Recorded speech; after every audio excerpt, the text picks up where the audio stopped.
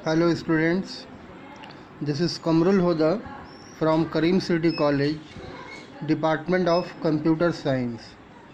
उम्मीद करते हैं आप लोग घरों में अपने सेव होंगे और पढ़ाई को कंटिन्यू किए होंगे और जो हम लोग वीडियो लेक्चर भेज रहे हैं उसका आप पूरा फ़ायदा उठा रहे हैं और उठाना भी चाहिए, because there is no alternate way right now. तो उसी को हम लोग अभी कंटिन्यू करेंगे। देखिए, हम फंक्शन एक चैप्टर है जो हम लोग पढ़ रहे हैं। तो फंक्शन में आपको हम बताए थे कि व्हाट इज़ अ फंक्शन, ठीक है, और how to define a function, ठीक है, कैटेगरी ऑफ फंक्शन, उसके अलावा स्टेट्स ऑफ फंक्शन, और उसमें एक प्रोग्राम एग्जाम्पल भी बताए थे। और उसके साथ साथ हम लोग ये बात किए थे कि why we need a function. Last class हम लोग ये बात किए थे कि why we need a function. इसको हम लोग डिफ़ाइन किए थे, फंक्शन हम लोग क्यों लेते हैं। तो फंक्शन हम लोग बनाने का पर्पस आपको बताए थे कि प्रोग्राम का जो है वो लेंथ उससे कम हो जाता है। It function reduces the length of the program, ठीक है, चूँकि आपको फंक्शन का कोडिंग अलग लिखा हुआ बाहर में, ठीक है, और उस फंक्शन को हम जितनी बार चाहे कॉल कर सकते हैं। आपको यहाँ पर एग्जांपल में 3 बार कॉल करके दिखाए थे, but in real life we can call it to the number of times as many as it requires. जितनी बार ज़रूरत है उसको हम कॉल कर सकते हैं। मतलब 3 बार ऐसा कोई ज़रूरी नहीं है। अगर 30 बार का ज़रूरत है 30 बार कॉल कीजिए, 300 बार का ज़रूरत है ना 300 टाइम्स कीजिए, उसमें ऐसा कोई रिस्ट्रिक्शन नहीं है। तो उसी को थोड़ा हम लोग कंटिन्यू करेंगे ताकि आपको ये चैप्टर समझ में आ जाए। देखिए, हेडिंग दिया हुआ function with no arguments and no return value. हम कैटेगरी में आपको पहला कैटेगरी नंबर 1 जो हम लोग पढ़े थे वो यही था, category number 1, function with no arguments and no return value. तो अभी जो हम लोग अभी इससे पहले जो प्रोग्रामिंग किए हैं, एरिया ऑफ ट्रायंगल निकाले थे यूजिंग फंक्शन, वो क्या था, वो सेम प्रोग्राम यही है, फंक्शन विथ नो। देखिए, हम लोग एक प्रोग्राम यहाँ पर लिखे हैं, इसको हम लोग समझेंगे, है ना। तो क्वेश्चन लिखा हुआ WAP, write a program in C++ to swap two numbers using function. Question बहुत सिंपल है, स्वैप करना 2 नंबर। स्वैपिंग आपको मालूम है कि एक्सचेंज कर देना, A का वैल्यू B में, B का वैल्यू A में। This is all about swapping, ठीक है। तो swapping 2 numbers using function, function का यूज़ करते हुए बनाना। तो देखिए, बहुत सिंपल है। एज यूजल हम लोग 2 हेडर फाइल ले लिया, iostream.h और conio.h। अब उसके बाद फंक्शन को देखिए, स्टेट्स ऑफ फंक्शन में आपको बताया था 3 स्टेट्स। पहला उसको डिक्लेयर करेंगे, दूसरा उसको कॉल करेंगे, और तीसरा उसका कोडिंग लिखेंगे, जिस है ना, कोडिंग या डेफिनेशन पार्ट उसका लिखेंगे। तो डिक्लेरेशन क्या करेंगे, मेन से पहले कर देंगे। या और आपको ये बार इसलिए हम बता रहे हैं कि मेन से पहले कोई ऐसा हार्ड एंड फास्ट रूल नहीं है, मेन के अंदर भी, है ना, डिक्लेयर किया जा सकता है। तो यहाँ पर हम क्या किए, मेन से पहले देखिए डिक्लेयर कर रहे हैं। तो डिक्लेरेशन आपको मालूम है, पहले रिटर्न टाइप दिया जाता है। तो फंक्शन अगर मान लो वॉइड का मतलब क्या हो रहा है, फंक्शन जब कोई वैल्यू रिटर्न नहीं करेगा, in that case we have to give the return type as void. Void माने मालूम आपको एम्प्टी होता है, ठीक है। उसके बाद फंक्शन का नाम स्वैप दिए हैं, क्योंकि ये प्रोग्राम में क्या फंक्शन कर रहा है, स्वैपिंग कर रहा है। और फंक्शन के साथ ये ऑलवेज ये ब्रैकेट रहेगा, जिसको पैरेंथेसिस के साथ नाम से जानते हैं हम लोग, है ना, सेमी कॉलन दे दिए। तो देखिए, इसमें हम डबल कोट्स में यहाँ पे इसमें डबल स्लैश दे के लिखे हैं फंक्शन डिक्लेरेशन। ये लिखने की ज़रूरत नहीं है, ये जस्ट आपको चूँकि अभी स्टार्टिंग है इसलिए आपको बता रहे कि इस लाइन में क्या हुआ। ये सेमी कॉलन दे दिया, यहीं पर ये लाइन ख़त्म हो गया। C++ में इतनी ज़रूरत है, लेकिन ये हम लोग अपना अंडरस्टैंडिंग के लिए लिखे, जिसको कमेंट हम लोग बोल रहे हैं दूसरा वर्ड में। तो कमेंट लिखना है तो डबल स्लैश दे के हम लिख दिए, ठीक है। तो फंक्शन डिक्लेयर हो गया। अब हम लोग मेन के अंदर आके इसको कॉल करेंगे। मेन फंक्शन में आपको मालूम है कैसे आते हैं, वर्ड मेन ले लिए, कर्ली ब्रैकेट ओपन किए, पहला लाइन तो क्लियर स्क्रीन दे दिया। आप कॉल कर रहे हैं, आपको बताएं जो कॉल करने के लिए क्या करते हैं, जो फंक्शन का नाम है, नाम क्या है, स्वैप है, तो वो स्वैप को लिखेंगे यहाँ पर। For calling the function we have to write the name of the function. Function को कॉल करने के लिए क्या करना पड़ता, फंक्शन का नाम को लिखना पड़ता है। तो हम लोग नाम लिख दिए। तो इस लाइन में क्या हो रहा है, इन्वोकिंग ऑफ फंक्शन। इन्वोक करना ही मतलब कॉल करना, ठीक है। और गेट CS दे के मेन को क्लोज कर दिए। तो ये कॉलिंग वाला पार्ट हम मेन में कर दिए। अब जो कोडिंग पार्ट है, जिसको डेफिनेशन पार्ट बोल रहा हूँ, हम लोग बाहर लिख रहे हैं, मेन फंक्शन के बाहर लिख रहे हैं, ठीक है। तो डेफिनेशन कैसे लिखते हैं आपको मालूम है, पहले डिक्लेरेशन वाला लाइन कॉपी कीजिए और उसके बाद सेमी कॉलन मत दीजिए, सेमी कॉलन की जगह क्या दीजिए, करली ब्रैकेट, करली ब्रैकेट दिए। अब आप अंदर में कोडिंग लिखें, आपको मालूम है कैसे कोडिंग होगा, ये प्रोग्रामिंग ऑलरेडी हम लोग किए हैं स्वैपिंग वाला। तो स्वैपिंग का मतलब क्या हो रहा है कि दो वेरिएबल में वैल्यू हम लोग को रखना होगा।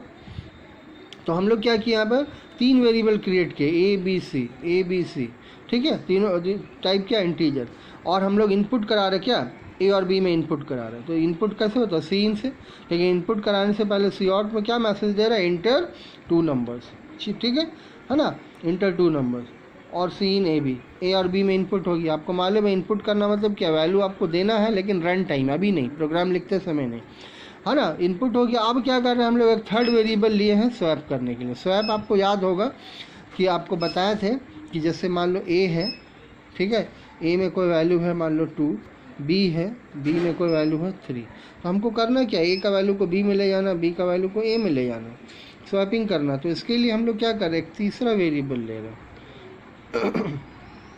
ठीक है, थर्ड वेरिएबल। जिस तरह से आपको एक एग्जांपल दिए थे कि एक कप है उसमें चाय रखा हुआ, दूसरा कप है उसमें कॉफ़ी है।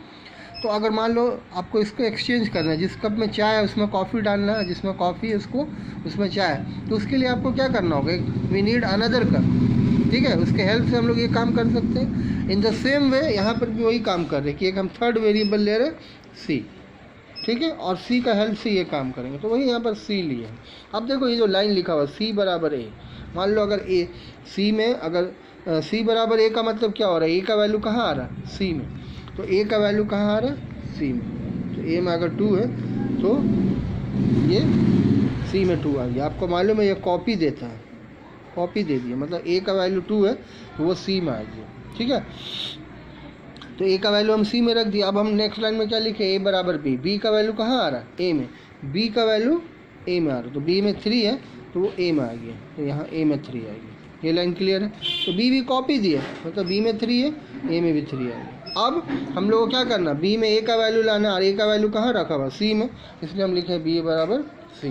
तो सी से वैल्यू कहाँ जाएगा, बी में, तो सी का वैल्यू 2 है जो कि ए का वैल्यू था वो बी में आ गया, ठीक है। ये भी कॉपी दे दिया, सी भी कॉपी दिया किसको, बी को। तो ये आपका कॉपी ये हो गया, देखिए ए में 3 आ गया, बी में 2 आ गया। उसके बाद हम प्रिंट करा दिए वैल्यू ऑफ ए बराबर ए और वैल्यू ऑफ बी बराबर बी, और ये फंक्शन को क्लोज कर दिए। तो जब प्रोग्राम रन करेंगे तो क्या होगा, आउटपुट में आपसे आएगा ये वाला लाइन आएगा, इंटर 2 नंबर, ठीक है, इंटर 2 नंबर। ये यहाँ पर मैसेज आएगा इंटर 2 नंबर। आपको वैल्यू देना 2 और 3 दिए, तो ये 2 कहाँ चला गया, ए में, और 3 कहाँ चला गया, बी में। और उसके बाद ये ए और बी में वैल्यू आ गया, ये लाइन एग्जीक्यूट हुआ, मतलब क्या, स्वैपिंग हो गया। और ये लाइन जब आया तो आपका आउटपुट आ रहा, वैल्यू ऑफ ए बराबर ए से वैल्यू क्या उठाया 3, वैल्यू ऑफ बी बराबर बी से वैल्यू क्या उठाया 2, प्रोग्राम बन गया। तो इसमें मेन पार्ट जो था वो आपको क्या, ये कोडिंग तो आपको क्लियर है फंक्शन का, ये प्रोग्राम का, लेकिन इसमें जो मेन पार्ट आपको क्या बताया कि जिस लाइन में कॉल हो रहा, इस लाइन में कॉल हो रहा, तो जैसे कॉल कर रहे हैं तो कंट्रोल यहाँ से स्विच हो रहा, कहाँ आ रहा, इसका कोडिंग में आ रहा, यहाँ कोडिंग में आ रहा। कोडिंग में आने के बाद क्या हो रहा, ये लाइन पूरा एग्जीक्यूट हो रहा, ये वाला लाइन, समझ में आ रहा बात, ये लाइन पूरा एग्जीक्यूट हुआ, उसके बाद बैक हो रहा, ये वापस जाएगा, रिटर्न होगा, रिटर्न होगा कहाँ जाएगा, उसके बाद वाला लाइन में, नेक्स्ट वाला लाइन में।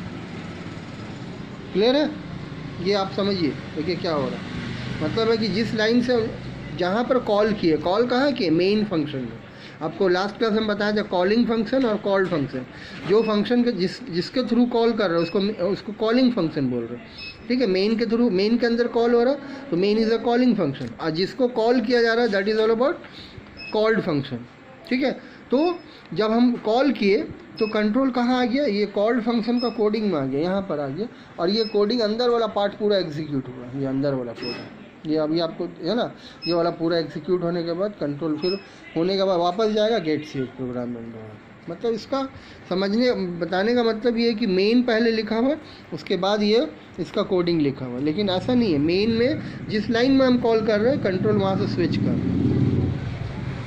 ठीक है। दिस इज़ ऑल अबाउट, समझ में आ रहा है। देखिए यहाँ पर नहीं समझ में आता है उसको आप अंडरलाइन करिए, आप पूछिए डाउट्स वगैरह, ठीक है, उसको क्लियर किया जाएगा, ठीक है। एटलीस्ट आपको रुकना नहीं है ना, गाड़ी आपका बंद नहीं होना चाहिए, आपको चलते रहना है, ठीक है। अभी थोड़ा सा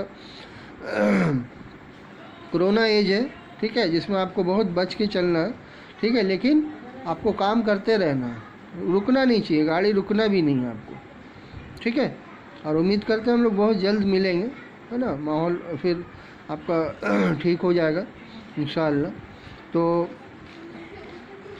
इसमें एक चीज़ और समझ लीजिए, देखिए डिक्लेरेशन वाला पार्ट हम लोग मेन से पहले किए, ठीक है ना, और मेन के अंदर कॉलिंग किए हैं और मेन के बाहर कोडिंग लिखे हैं। इसमें एक चीज़ आप ऐसा भी कर सकते थे, ये डिक्लेरेशन वाला पार्ट को हम एलिमिनेट कर सकते, हटा सकते, मतलब कोई ज़रूरी नहीं है डिक्लेयर करना। तो उसके लिए करना क्या होगा, ये कोडिंग पार्ट को, ये वाला कोडिंग पार्ट को मेन से पहले लिख देना होगा। ये पूरा पार्ट को हम उठा के क्या लिख देंगे, मेन से पहले लिख देंगे, मेन से पहले पूरा लिख देंगे और उसके नीचे मेन लिखेंगे, ये वाला मेन पार्ट उसके नीचे लिखेंगे। तो क्या होगा, फिर हमको डिक्लेयर करने की ज़रूरत नहीं है। बात समझ में आ रहा? अगर नहीं भी समझ में आ रहा कोई दिक्कत नहीं है, अभी आप ऐसी बनाइए जैसा हम बताएं आपको। अच्छा, इसमें एक चीज़ और समझना है कि हम जो बताया था फंक्शन विथ नो आर्गूमेंट, ये जो फंक्शन हम लोग बना रहे हैं, देखिए फंक्शन आपको बताया कि यहाँ पर आर्गूमेंट पास होता है अंदर में ब्रैकेट में, तो अंदर में खाली है, एम्प्टी है, मतलब क्या कि no argument, function with no argument, है ना। एंड ये रिटर्न टाइप उसका है, तो रिटर्न में क्या लिखा, वर्ड, मतलब क्या, नो रिटर्न वैल्यू, ठीक है। ये category number 1, this is all about. इससे पहले भी जो हम लोग एरिया ऑफ ट्रायंगल निकाले हैं वो सेम किए हम लोग, ठीक है। उम्मीद आपको समझ में आया होगा। Okay, thank you.